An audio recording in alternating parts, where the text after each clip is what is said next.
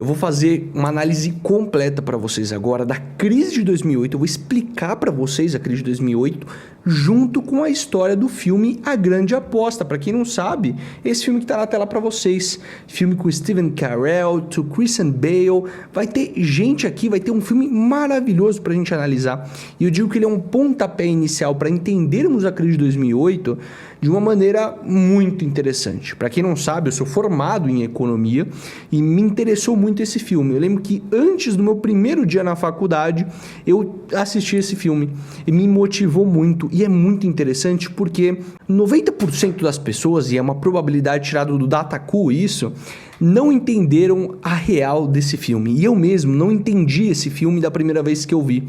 Mas eu não entendi não os conceitos econômicos ali dentro. Eu não entendi a mensagem que ele queria passar no filme. Eu achava que era um filme que eu ia sair de lá, eu ia virar um investidor, eu queria ficar rico como os caras. Mas quando eu reassisti, depois de formado em economia, eu tive uma percepção completamente diferente. E eu digo que a maioria dos econocoaches aqui do YouTube, dos investidores, vão falar: nossa, esse filme é incrível para você que quer ficar rico. E a ideia do filme é exatamente o oposto. A minha percepção que eu vou dar sobre o filme aqui é diferente de tudo que eu já vi aqui no YouTube. Tudo. Então fica aqui comigo nessa análise. Ela é um pouco extensa, ela é um pouco densa, ela vai ter muitos termos econômicos. A minha sugestão é: não assista esse vídeo no vezes 2. Às vezes você vai perder raciocínios que vão requerer um pouco mais da sua atenção. Então você pode se inscrever no canal e ver ali depois e botar para assistir depois desse filme. Mas vamos lá. Eu quero dar minhas percepções gerais antes de entrar na parte econômica do filme em si. O que eu achei do filme? E eu não sou um crítico de cinema, mas sou um grande fã. Quais foram minhas percepções, tá? Percepção inicial minha, que eu tô tentando focar toda vez que eu assisto um filme: percepção social. Eu não tinha uma cabeça de encontrar representatividade nos filmes. E esse filme ele faz isso muito bem, porque o filme em si não tem quase representatividade nenhuma de minorias, de negros, de comunidades LGBTQIA+, não tem absolutamente nada. Não é um filme que se propõe a fazer isso, mas ele retrata exatamente como é o mercado financeiro. E quando você assiste o filme de uma ótica social, você já vê que é a realidade. Um bando de homem branco, assim como eu já trabalhei no mercado financeiro também, que está fazendo ali um joguinho de ego, um joguinho ali de poder, e tem cenas ali, cenas que eu vou comentar aqui no filme, que retratam exatamente como é o mercado financeiro. Eu vou te falar que ele tem percepções realistas, mas também tem percepções muito romantizadas do como é trabalhar em um banco, coisa que eu já fiz e já gravei vídeo da minha experiência para vocês. A ideia aqui, eu vou passar para vocês aqui, tá aqui que outras coisas que eu achei muito interessante, que ele utiliza dos termos técnicos, mas ele consegue passar isso, e da primeira vez que você assiste, sendo não um economista, uma pessoa comum ali que não conhece dos conceitos econômicos, ele explica muitos termos técnicos, ele tenta ser legal, ele tenta quebrar a quarta parede quando o cara tá atuando e vira pra câmera e fala pra você. Então ele tenta fazer essas quebras pra te manter engajado no filme. Diferente de você que já tá pensando em sair do vídeo, já tá clicando fora, cara, você tem que tentar focar. E o legal do vídeo é que o cara ali tem aquelas quebras de expectativa do cara virando pra câmera. Eles utilizam de muitas técnicas cinematográficas pra fazer você ficar engajado. Então é um estilo não linear, ele já te apresenta as consequências da crise de 2008, que é fundamental no papel desse filme, é o conceito principal, e depois ele te destaca ali, ele vai te levando numa linha cronológica não linear. E isso é muito interessante, o jeito que a construção do filme foi feita. E é o seguinte, toda essa parte, voltando à parte do mercado financeiro, toda a linguagem do filme, ela é construída, o mercado financeiro em si, o linguajar, o economês que a galera chama, ele é feito para você não entender, para gerar desigualdade, para você se sentir inferior, para sentir que eles estão no poder. É para isso que serve a linguagem e os termos do mercado financeiro. Eu vou tentar deixar o mais simples possível todos os conceitos da crise de 2008 para você que tem que fazer um trabalho, para você que quer entender mais sobre essa crise nesse vídeo também. O lema desse filme não é "vamos ganhar dinheiro, porra". Não é isso. O lema desse filme é o oposto. É de como o sistema financeiro é uma merda. É isso que o filme representa. E também as preocupações sociais dentro de Wall Street, que é o lugar ali que tem as negociações na Bolsa de Valores nos Estados Unidos. Como é importante ter essa percepção social frente a uma crise, que crises não são só para ganhar dinheiro, como muito influenciador de finança faz. O filme ele tem 6 personagens principais que são fundamentais nessa trama, que eu vou apresentar e contar a história de cada um deles, destrinchando os termos e as dúvidas principais. E o filme ele constrói isso de uma maneira muito boa, são 3 tramas principais do filme, e eles mostram como cada um deles descobriu que haveria uma crise nos próximos anos, como cada um deles tomou a decisão de investir contra a economia americana, já vou explicar mais disso, quais eram as consequências, tanto pessoais para eles, quanto para os pares, para os bancos, consequência para a economia global, e como eles reagem a essas consequências. São esses 4 pontos que passa a história. Então vai mostrando o ciclo de uma pessoa, mostra o de outro, como eles descobriram a crise, aí cada um vai passando ao mesmo tempo, né? Então ele mostra uma cena de um, mostra a cena de outro, mostra a cena de outro, avança para o próximo passo e vai mostrando as cenas subsequentes. Então isso aqui é muito interessante a gente se analisar. Então o filme começa não apresentando nossos personagens, ele começa explicando sobre termos econômicos, que o primeiro que eu vou mostrar para vocês aqui é sobre um produto que foi o que fez o caos da crise de 2008. O que ocasionou a crise de 2008? Então, lá no passado, no mercado financeiro antigo, teve um cara chamado Lewis Ranieri que criou um produto que era pouco conhecido até então. Ele inventou um novo produto no mercado financeiro para ganhar dinheiro, para ganhar comissão.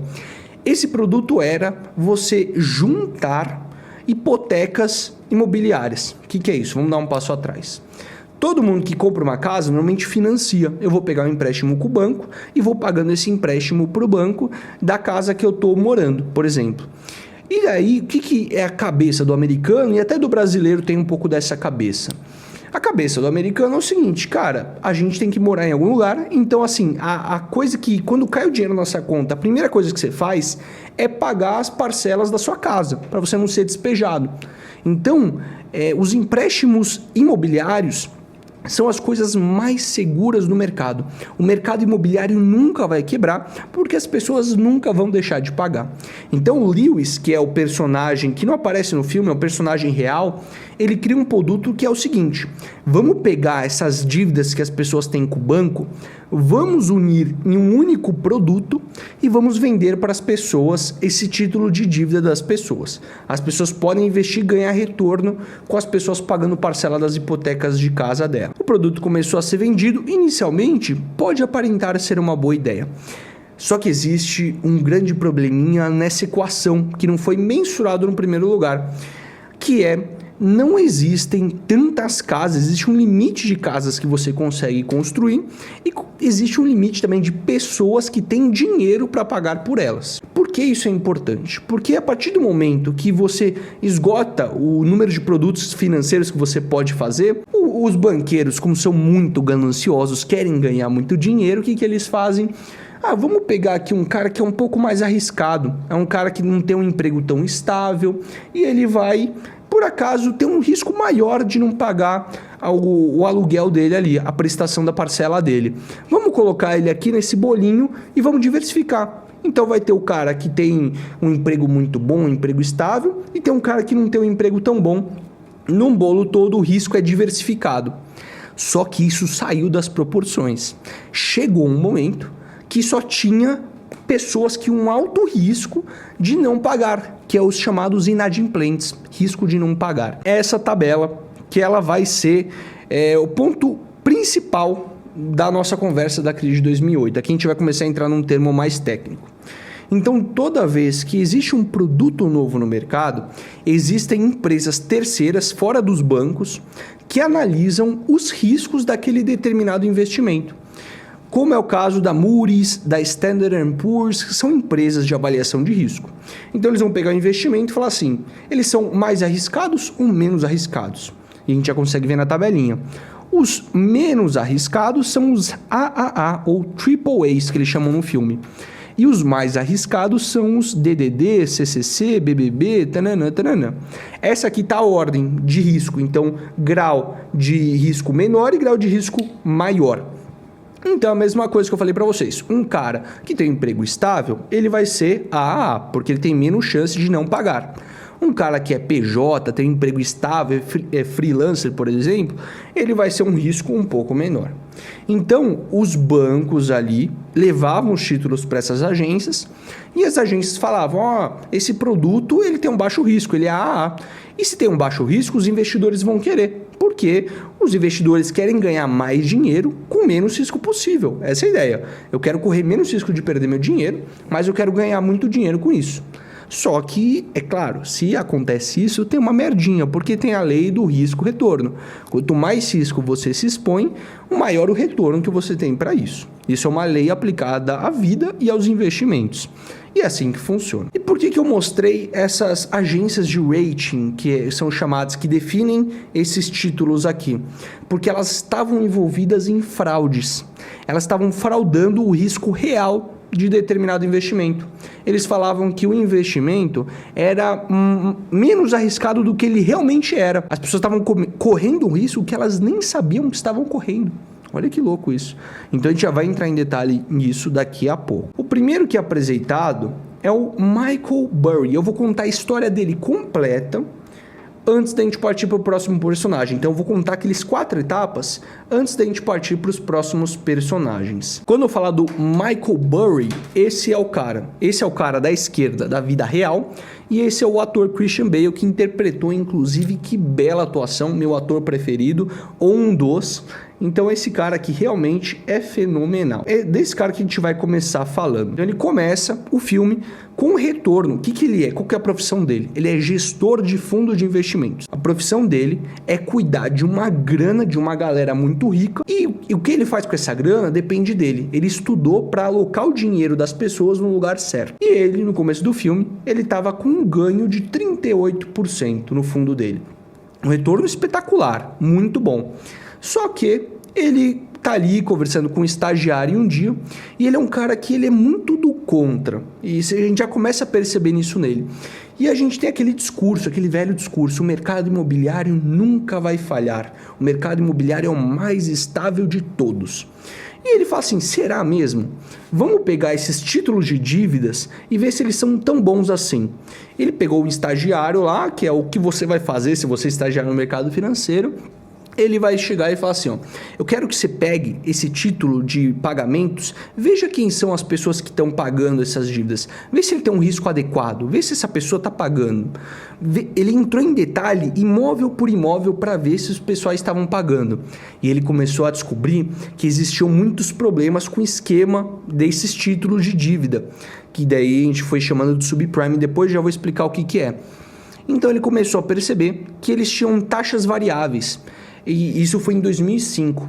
Então essas taxas, elas iam crescendo. O empréstimo que eles pegaram era por taxas não definidas na hora que você definia. Vou pegar um empréstimo a 2% ao ano.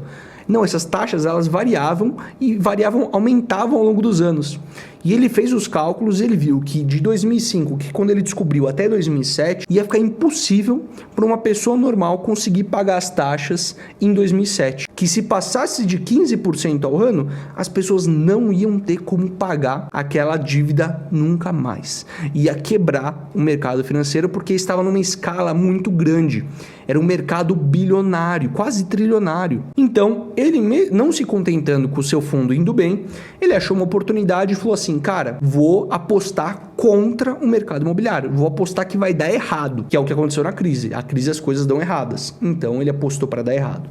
Esse movimento de apostar contra a economia, apostar contra algum ativo, se chama no mercado financeiro de short. Ele shorteava, ele vai fazer uma posição de short, que é basicamente operar vendido. Eu posso fazer um vídeo explicando muito mais, mas pensa que operar vendido, short, e apostar contra é a mesma coisa. Então apostar contra alguma coisa é shortear. E eu vou falar esse termo algumas vezes aqui, caso eu fale, você já sabe o que é. Beleza, ele falou assim, eu vou fazer isso aqui, eu vou apostar contra o mercado imobiliário americano.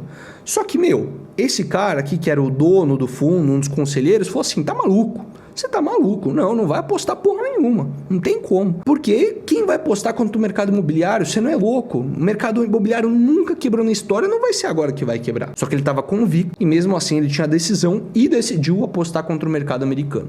Só que tem um porém muito grande. Hoje em dia, as corretoras estão muito modernas. Se você criar uma continha na sua corretora, é muito fácil de você comprar uma ação, comprar um fundo imobiliário. Operar contra também fundos imobiliários e ações é muito possível também. E na época, sem muita tecnologia ainda, que em 2007 ainda não tinha, não existia um produto para operar contra o mercado americano, o mercado imobiliário. Ele teve que ir até os bancos e falar assim, gente, eu preciso que vocês criem um produto para mim, que sou investidor bilionário, ele geria mais de $1 bilhão.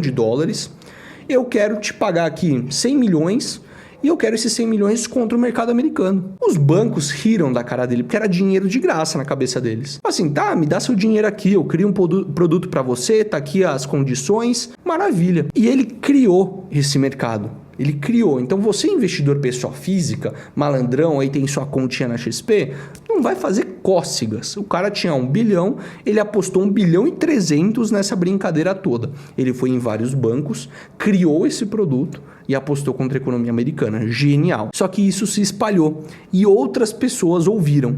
E daí, essas outras pessoas são as que são apresentadas no filme e eu já vou falar delas. Mas tudo começou por causa desse cara. Esse cara percebeu esse movimento e esse cara que disseminou essa teoria que o mercado imobiliário ia cair. Ele é o grande eixo da nossa história. E quando ele decidiu, os investidores ficaram muito putos com ele. E é do trabalho do gestor de fundo de investimentos lidar com os investidores. Fala assim, eu estou tomando essa decisão por X, Y razão. Só que como isso era inimaginável na cabeça de qualquer pessoa, todo mundo achou que ele estava louco e queria sacar o dinheiro. O grande problema é, se as pessoas sacam o dinheiro do fundo, ele não tem com que investir. E ele não tem todo o dinheiro rápido para entregar para eles, que muito do dinheiro já está investido. É uma crise de liquidez que a gente chama no mercado financeiro.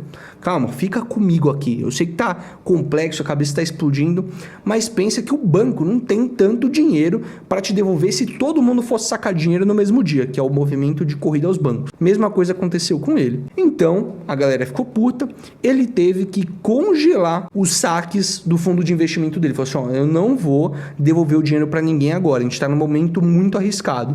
Ele podia fazer isso porque estava escrito em contrato, é algo comum, mas que os investidores ficaram muito putos e ficaram mandando e-mail para ele. Ele teve muito estresse nessa brincadeira toda. Passou-se o tempo, isso começou em 2005, até 2007 foram 2 anos que o fundo só apanhou, ficou com retornos negativos e vai aparecendo na nossa lozinha durante o filme essas cenas. O retorno do fundo era cada vez mais baixo, porque o mercado continuava indo bem, mesmo ele percebendo que tinha esse erro. E ele não entendia por que disso. Ele falou assim, cara, a gente vai aguentar até 2008, a gente tem que aguentar, porque ele sabia pelos cálculos que em 2007 e 2008 teria uma crise de inadimplência. Então ele aguentou, tolerou toda aquela insistência dos investidores, o fundo só caía de 9% para 11%. Só que chegou um momento, lá em 2007, que estava tendo muito inadimplente, começou realmente a crise, já estava dando sinais claros que ia ter crise. Só que mesmo assim, isso aconteceu de verdade, tá? Na crise de 2008, mesmo assim, os títulos de dívidas, que eram as porcarias, eles aumentavam. Muitas pessoas não pagando, mas o produto dessas pessoas que não pagavam se valorizando, impossível isso acontecer, impossível. Por quê? Porque existiam as fraudes nos bancos. Então, quando começou a acontecer isso na crise, muitos bancos pegaram aqueles títulos de dívida que eram uma merda e começaram a vender para nós, investidores, pessoas físicas, desavisados, que não sabiam da crise.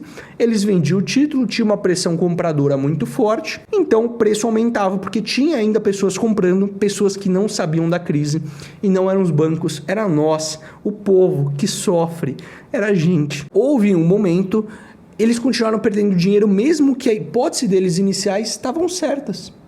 Só que não se sustentou. O mar ia pro caralho e começou a degringolar a porra toda. Já vou explicar para vocês como aconteceu a porra toda.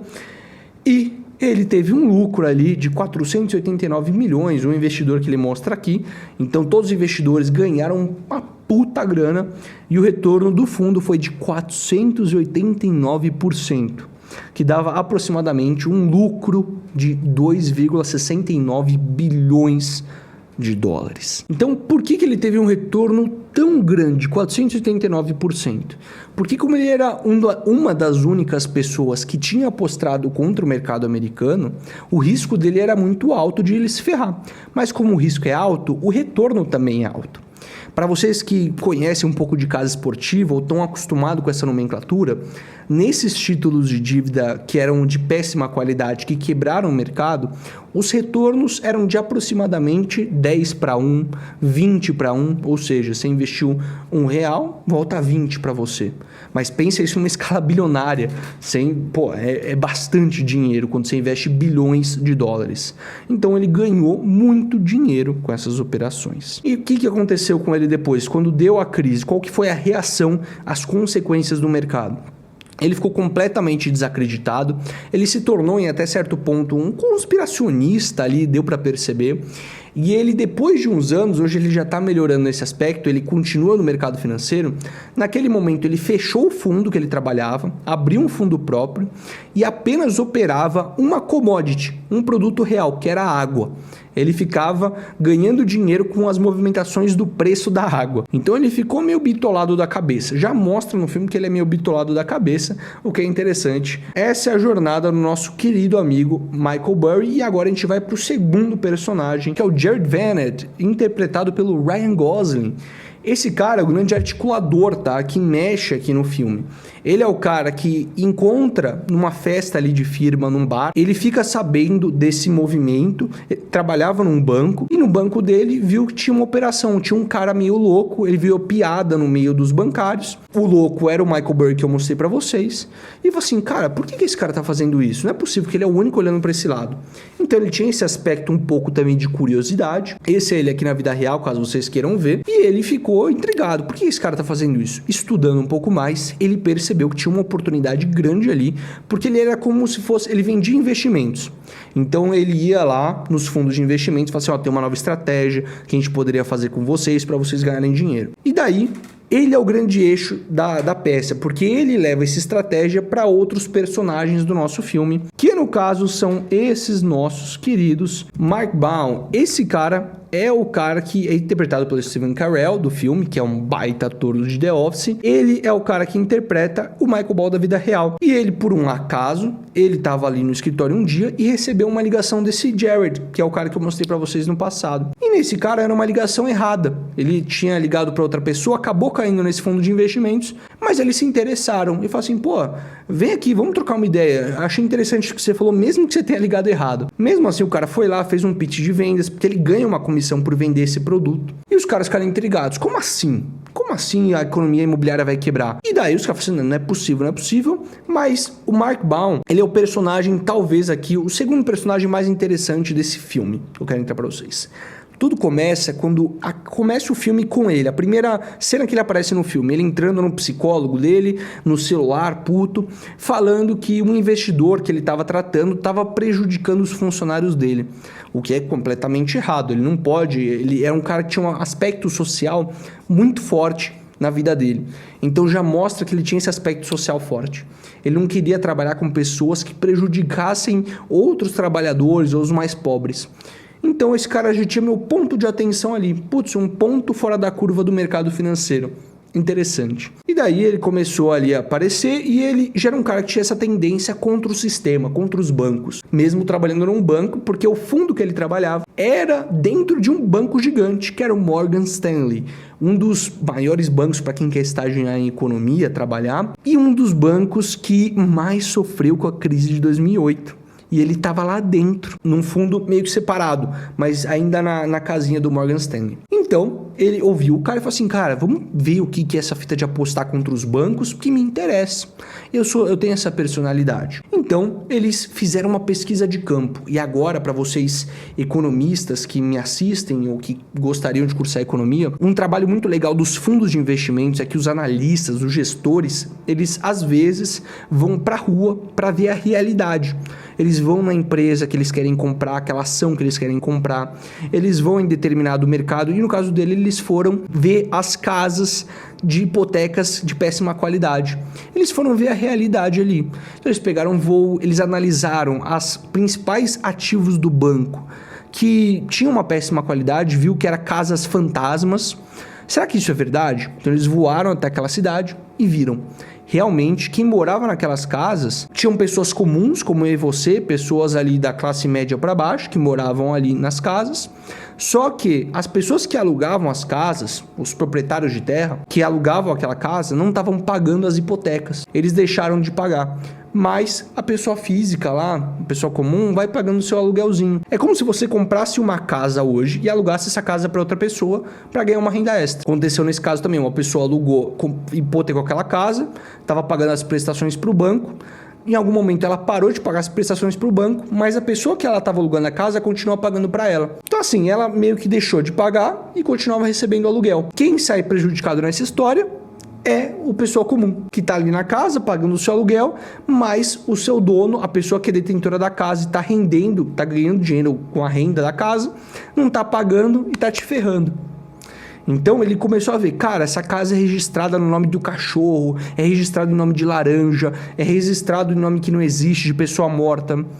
E daí explodiu a cabeça deles. Eles viram casas que não estavam habitadas, casas que não tinha população para morar naquelas casas, só construíram para inflar o mercado. O mercado imobiliário tinha um certo valor, era um mercado milionário, era um mercado muito grande, vamos supor que ele valia 10 bilhões de dólares. Só que o mercado imobiliário no mercado financeiro, através de ativos artificiais, valia 100 bilhões de dólares. Era muito maior do que o mercado imobiliário em si só. Eles alavancavam, que é um termo que a gente utiliza para aumentar o mercado. Então a pessoa, eu já posso explicar um pouquinho mais disso para vocês na parte técnica, mas quero que você entenda que através de ativos artificiais que os bancos criam, eles conseguem apostar muito mais do valor que o mercado realmente tem. Não entendeu? Volta, ouve de novo, você vai entender. Beleza? Eles começam a ver isso e começam a conversar com pessoas que trabalham com empréstimos. E conversando com essas pessoas, eles percebem, pô, a gente empresta para qualquer um, a gente não tem critério nenhum. Vem aqui uma pessoa, um imigrante, que não tem renda, não trabalha, não tem dinheiro para pagar as parcelas, a gente empresta para ele ter onde morar. E as pessoas não pagavam, que aumentava a inadimplência. E daí eles começaram a perceber que esse mercado ia desmoronar porque era insustentável. Então pensa comigo. Agora vamos entrar talvez nos termos mais técnicos. Eu acho que é importante para vocês entenderem aqui, tá? Você tinha esses títulos de hipotecas que constavam ali naquela tabelinha que eu mostrei para vocês. Pensa que eu tinha um título que compunha vários títulos de dívidas, vários empréstimos que tinham um risco muito bom e uns que tinham um título muito ruim. Eles mesclavam num pacotinho e vendiam para os investidores. Assim como uma ação, assim como o fundo imobiliário. Eles faziam isso. Só que chegou um momento que eu falei que no começo do vídeo que o esquema era insustentável, eles começaram a colocar mais ativos ruins do que bons. Então, se quebrasse a maioria desses, tudo quebraria junto, o sistema quebraria junto. O problema era, esses títulos tinham os títulos piores do que esses. Então esses eram chamados subprimes. Subprime é quando eu coloco junto um título de risco baixo, um de risco alto. E tinha os CDOs. No filme ele fala muito bem disso. CDOs é tipo pegar tudo que a galera não quis.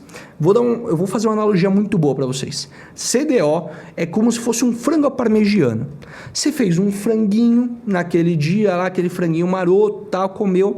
Cara, você deixou 2 dias na geladeira, você não quer jogar fora, o frango já não tá legal.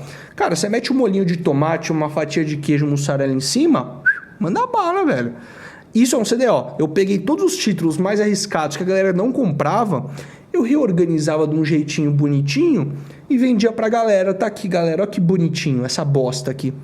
Então, toda vez que você ouvir subprime ou CDO, é uma merda. É uma merda completa, é um produto de merda. Ficou claro? Então, era isso que eles perceberam. E eles foram mais a fundo. Eu acho que no contexto desse Mark Baum e da equipe dele, é onde ele deixa mais claro o que foi a crise de 2008. Foi um combo de títulos com uma qualidade muito ruim, porque os bancos tinham um conflito de interesse muito grande, eles tinham muitas dívidas, precisavam vender essas dívidas para os investidores e empacotavam de um jeito bonitinho um produto bosta. E eles tinham as fraudes nas agências que faziam essa classificação. E aí que eu falo, livre mercado fudeu tudo na crise de 2008. Quer ver como o livre mercado não funciona agora para vocês?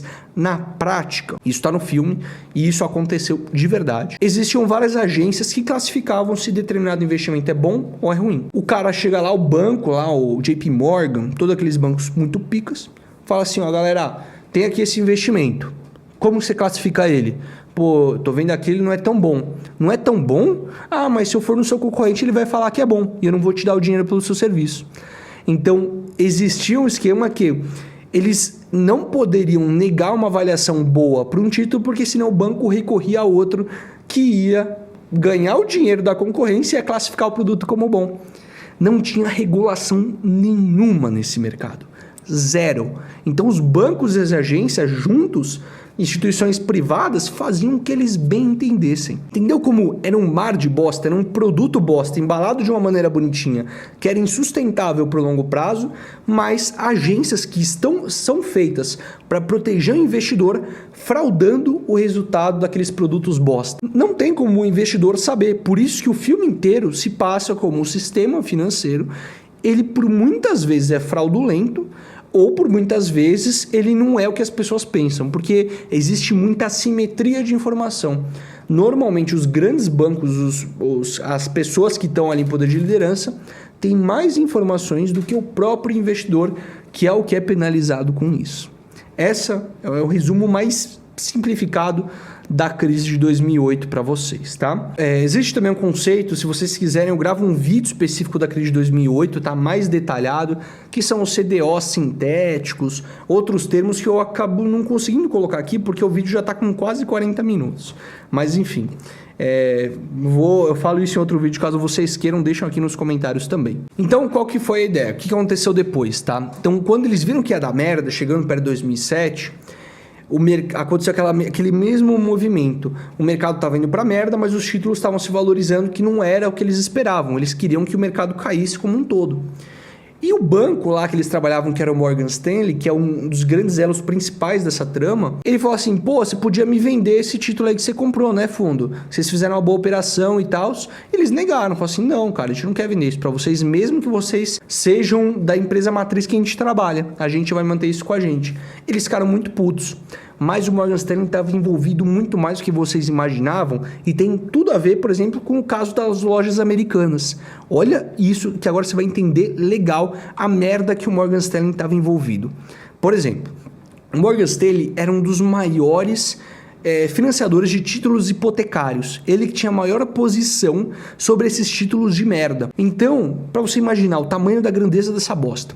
A crise da Americanas agora, ela girou em torno de prejuízo para o Bradesco, por exemplo, em torno de 1 a 5 bilhões de reais, o que impactou muito no balanço do Bradesco, impactou muito nas contas. O Bradesco está ficando em prejuízo, não teve um lucro tão grande quanto teria. Só que para vocês entenderem o tamanho da magnitude, na crise de 2008, o Morgan Stanley estava exposto 15 bilhões de dólares. É pra caralho.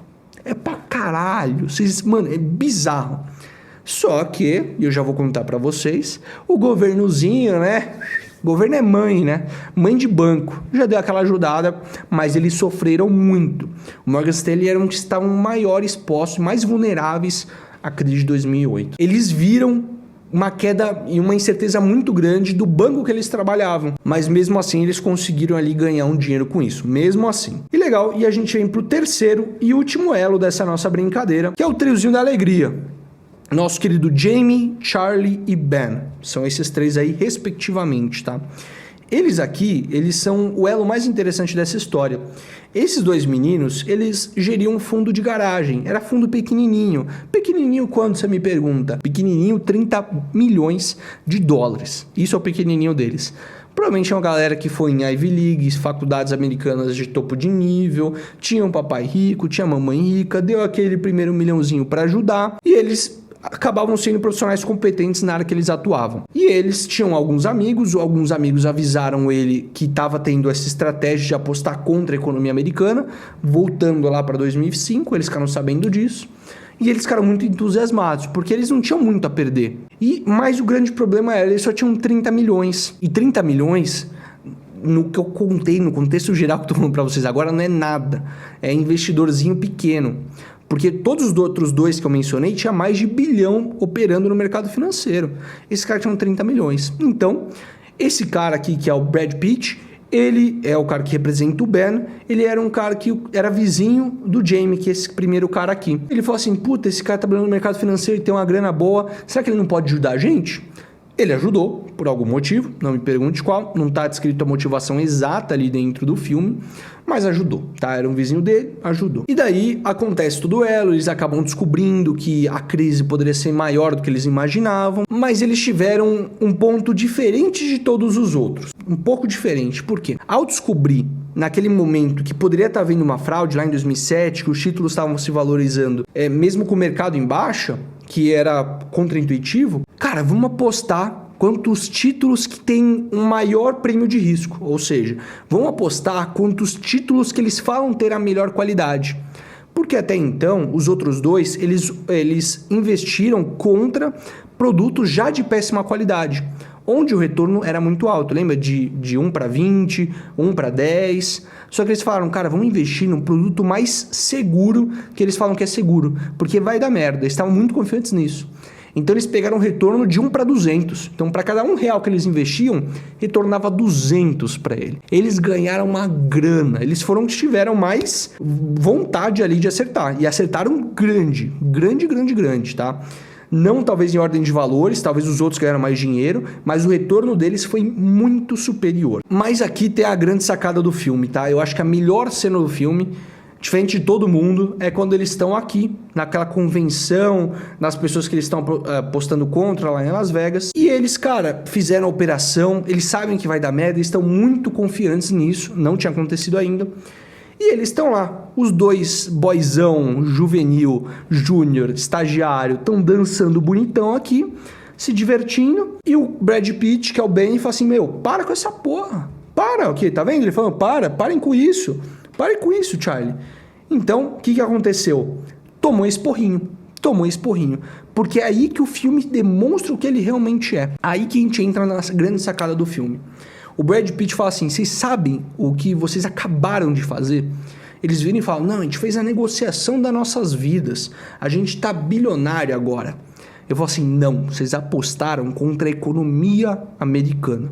Você sabe o que é apostar contra a economia americana? Se eles tiverem certo, que ainda no momento eles não estavam, quer dizer que muitas pessoas, milhões de pessoas iriam perder empregos, poupanças, pensões, iam perder quase tudo que elas tinham guardado na vida inteira delas. Iam perder as suas casas. Iam ficar desabrigadas. E olha que dado interessante que ele traz no filme também, que eu fui pesquisar depois, nos Estados Unidos é verdade. A cada acréscimo de 1% no desemprego, 40 mil pessoas morrem. Ele fala isso pra eles. Um puta tapa na cara dessa galera do mercado financeiro que quer ganhar dinheiro em cima de qualquer coisa. E aqui ele tá sendo um pouco hipócrita, né? Porque ele ganhou o dinheiro que ele falou que ele tá usando a galera, mas ao mesmo tempo ele dá esse esporro e uma lição de vida para esses dois jovens. Mas eu acho que o filme é sobre valores morais. E os valores de, cara, vocês estão ganhando dinheiro em cima da tragédia e vocês estão felizes com isso. Só que o filme, ele mostra que as pessoas não estão tão felizes quanto aparentam. O Mark Baum, que eu expliquei pra vocês, o cara que faz o Steve Carell, ele é o cara que também, que ele fica mal com essa situação toda, ele fica moralmente mal. Ó, assim que a gente vender as nossas posições, assim que a gente ganhar muito dinheiro, a gente vai se tornar como os outros banqueiros. A gente vai ser mais um deles que está ganhando, aumentando a desigualdade, que está fazendo mal para a sociedade. É exatamente isso que ele fala na cena final do filme. E acontece também com eles. Tem um quê de hipocrisia, mas um quê de consciência social. O que eles fizeram com o dinheiro depois, se ajudou pessoa, não faço a menor ideia. Mas existe sim esse debate, que eu acho que é o grande debate do filme. O filme não é sobre, ai meu Deus, quero investir contra a economia brasileira e vou ficar bilionário com isso. O filme é sobre consciência da desigualdade, sobre a deficiência que aconteceu na sociedade em determinada crise. Mas eu vejo um mano que fica fazendo vídeo aqui no YouTube, eu vi o Freeza Grande Aposta, que lição de vida, que lição para investir melhor, que lição para guardar dinheiro. Cara, isso é um filme de ensinamento social. Mas a galera não entendeu isso.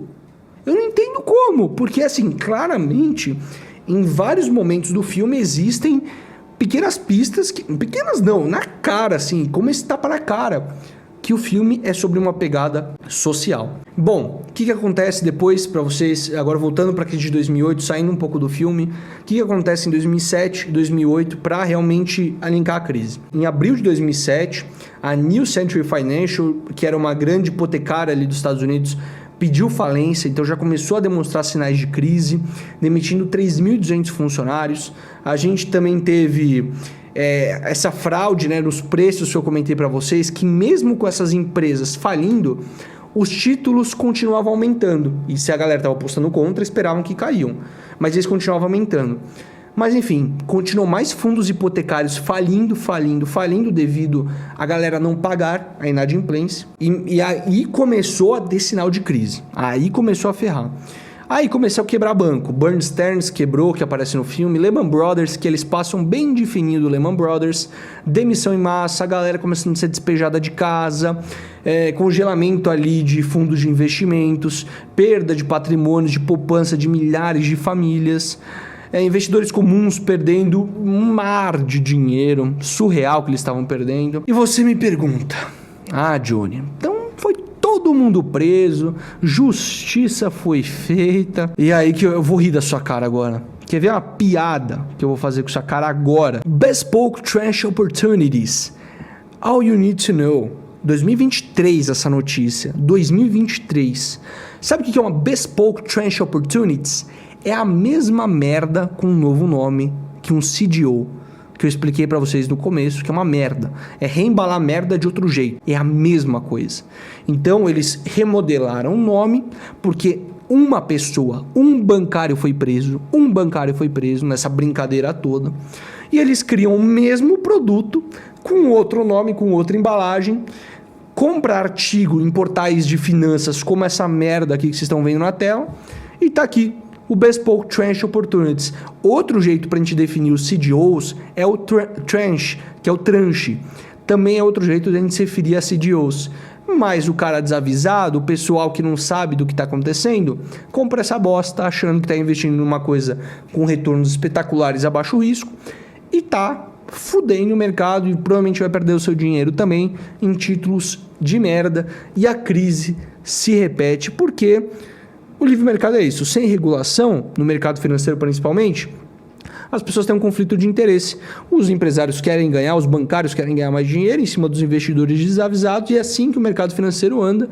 Assim como eu expliquei no filme a Análise do Lobo de Wall Street, que é um filme que retrata muito bem, que as pessoas também mal compreenderam esse filme, e eu já fiz vídeo no canal e vai estar aqui no final para vocês assistirem também. E eu quero terminar, antes de você assistir o vídeo do Lobo de Wall Street, com a fala do Mark, que é o Mark Baum, que eu expliquei para vocês lá no final do filme. Ele fala assim: eu tenho a sensação que as pessoas vão fazer a mesma coisa quando a economia quebrar. Elas vão culpar os pobres e os imigrantes. Assista agora o filme de Lobo de Wall Street, a análise que eu fiz do filme, ela tá um pouco mais grosseira do que eu fiz essa. Tenho certeza que vai ser um belo complemento ali para vocês.